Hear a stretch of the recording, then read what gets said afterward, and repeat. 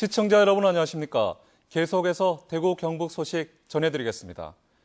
오늘 대구와 경북 지역은 대체로 맑은 가운데 낮 최고 기온은 대구와 상주 30도, 구미와 안동 29, 포항 26도 등 어제와 비슷하거나 조금 높아 덥겠습니다.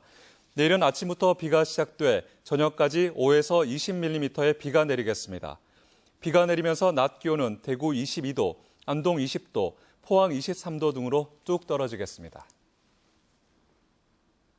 동북지방 통계청에 따르면 1사분기 대구 지역 취업자 수는 120만 8천 명으로 지난해 같은 기간보다 0.8% 줄었습니다.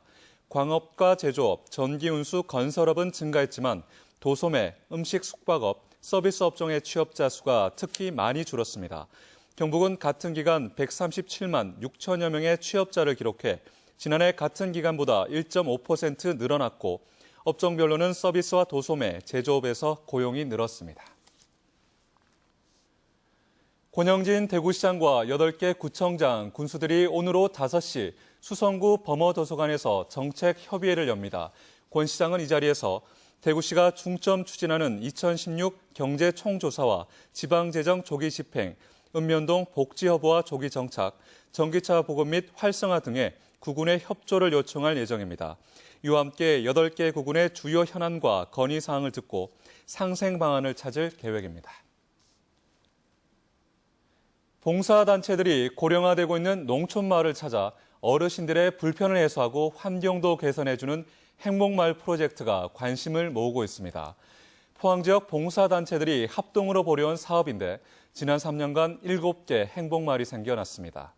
김형일 기자 보도합니다. 시골 마을 회색빛 골목길에 형형색색의 물감으로 벽화가 그려지고 있습니다. 한적했던 마을 골목길이 자원봉사자들의 정성스러운 붓질에 화사한 빛깔로 물들었습니다. 제가 직접 그린 그림으로 이렇게 마을이 바뀌고 지나시면서 어른들이 또 보면서 기쁨을 느끼시는 게 가장 보람된 것 같습니다.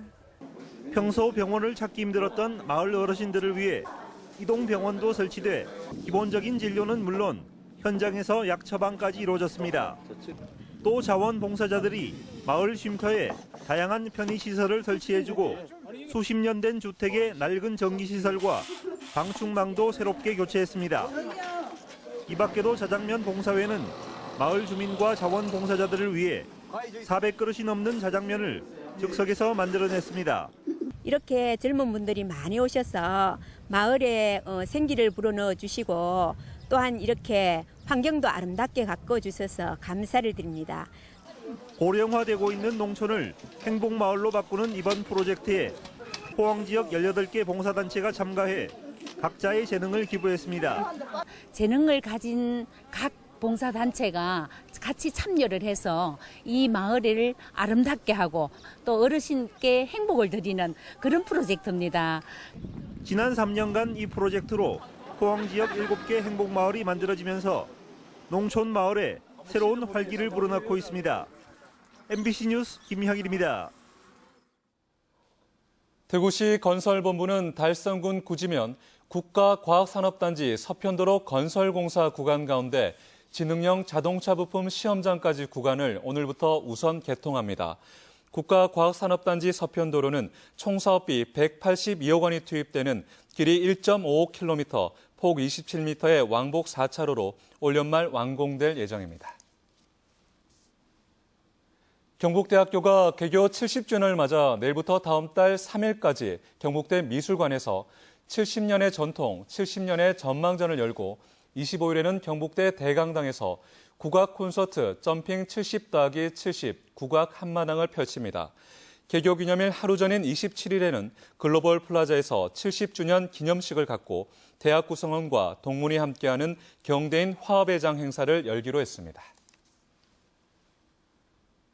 대구 중부경찰서는 어젯밤 9시 반쯤 강남역 살인사건 추모 현장인 대구 지하철 1호선 중앙로역 주변 극장 앞에서 공업용 커터칼을 주머니에 넣었다 빼는 동작을 반복하던 53살 배 모 씨를 경범죄 처벌법 위반 혐의로 체포했습니다.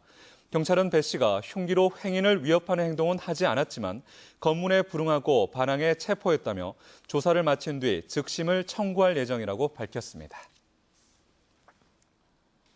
대구지방법원은 신용보증기금으로부터 25억 원의 보증서를 발급받은 뒤 금융기관에 허위 매출 계약서를 제출해 12억 원을 대출받은 혐의로 기소된 건설업자 52살 A씨에게 징역 2년을 선고했습니다. A씨는 또 주식매매 관련 분쟁을 대리해주고 법률 상담도 하면서 14억 5천만 원을 받은 혐의도 받고 있는데 법원은 이에 대해선 징역 3년에 추징금 14억 5천만 원을 선고했습니다.